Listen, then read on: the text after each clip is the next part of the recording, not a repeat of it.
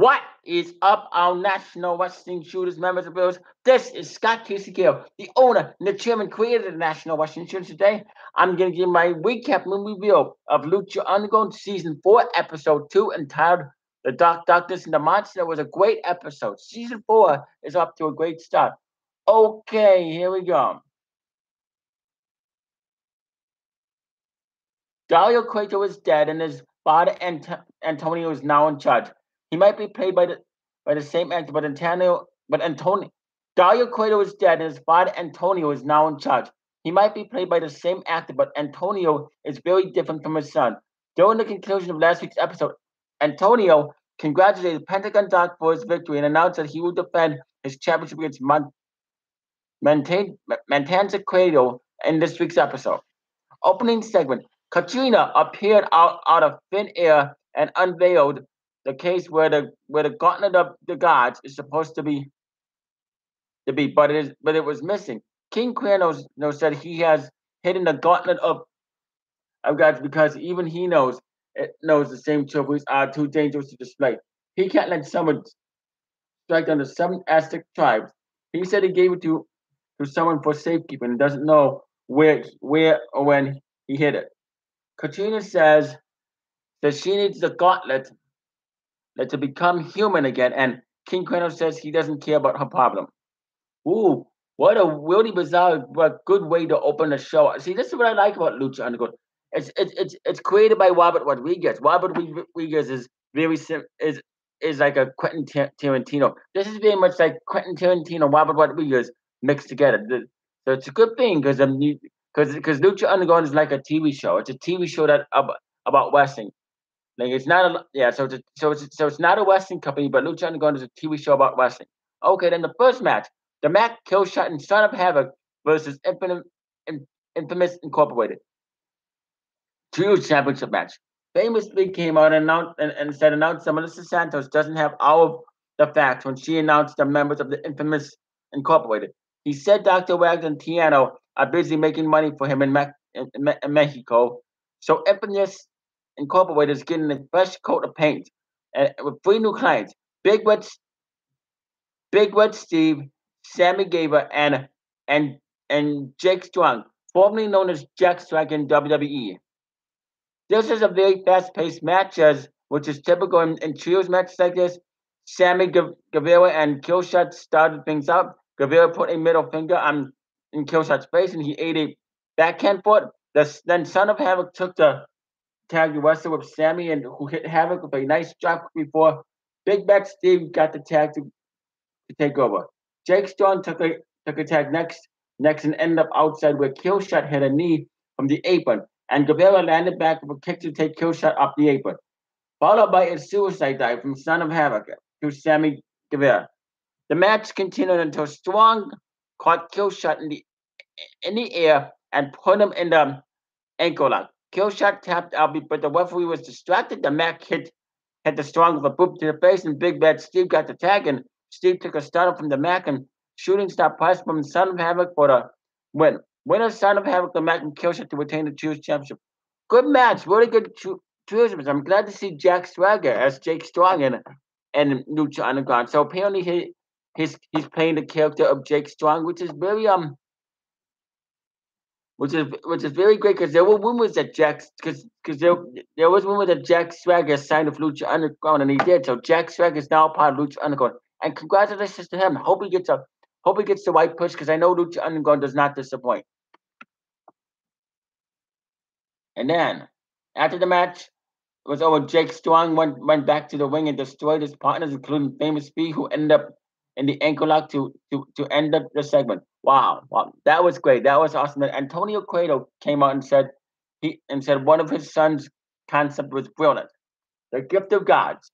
Then he announced that they were starting the process to crown a new gift of gods champion. They started with the first Madonna, which is on the line in this match. Drago versus Dragon Azteca Jr.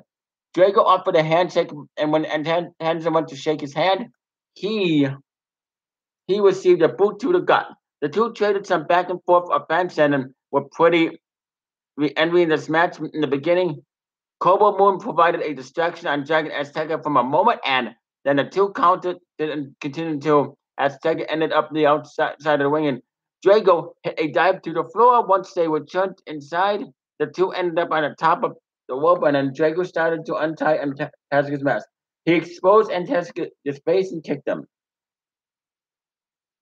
Azteca then got his mask back on and was able to move out of the way from a splash, and then he maintained control for a bit, scoring a couple of near falls in the process, and the crowd cheered him on. After the match, Drago then gained control and once again hitting a blockbuster DDT in the process for a near fall.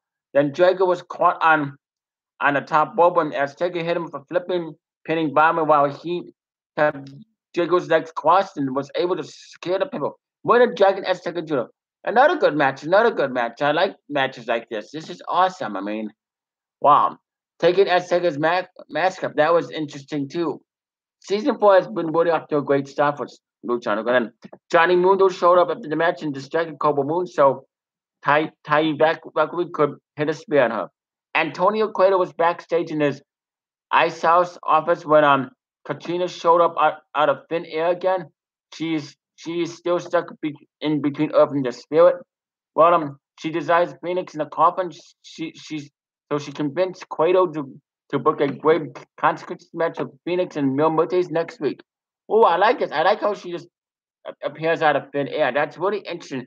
She's kind of like I get yes, this character. I'm really interested in Katrina. Maybe Katrina actually has powers to bring Dario Cueto back from the dead. I would like to see that in season 4. And then Pentagon Dark versus Matanza Cueto, Lucha Underground title match.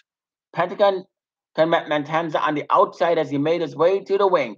The two brought outside for a bit. Matanza took a bump into some chairs, and Pentagon Dark stalked him a little before tossing Cueto into the waiting. Pentagon popped Matanza against the wing post and unzipped his jumpsuit for a proper clap that echoed throughout the temple. As Antonio Cueto looked on to watch his son's match, Matanza turned things around, and Pentagon Doc took some bumps into various things around the ring. And when he took a bump on the apron before finally making it to the ring for the first time in the match, Cueto picked up Pentagon Doc and leveled him for a 2 count. Then he waited for Penta to get back up before heaving him across the ring once again for a near fall. Pentagon nailed a sling bait to turn this match around for himself. Then Penta nailed a kick to the hamstring before Matanza reversed out of a package pile driver, but Penta reversed Cueto once again to hit the codebreaker for another near fall. Matanza hit a clothesline in the corner, but Penta caught him with a kick because he went for his second one. Pentagon Dog nailed Shining Wiz and climbed up to the top turnbuckle, but Matanza met him on top, and the two fought for position. Cueto was knocked down, and Pentagon Dog nailed him with a flipping pile driver and package pile driver for the win. Winner Pentagon Dog. Great main event, awesome main event. I like this. So Penta, so apparently apparently Pentagon Dog was the first wrestler in Lucha Underground going to pin Matanza Cueto. Wow, that was just awesome. Wow, you never know what will happen on Lucha Underground. And then after the match was over, Pentagon Dog was about to break Matanza's arm, but Antonio Cueto came out with the key and he mustered out of Penta's hold. As Matanza left with his spot, and Antonio called his son worthless. Later on in Antonio Cueto's office, Jeremiah Crane walked in and wanted to be inserted into next week's Grave Consequences match. So Antonio made it happen.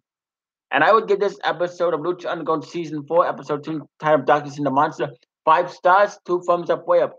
I wonder what's going to happen this season. Now, apparently, Antonio Cueto is disappointed with son Matanza. Does that mean, could that be a possible face turn for Matanza Cueto? And now his father called him worthless. And like, I really like Antonio Cueto. He's a really great villain.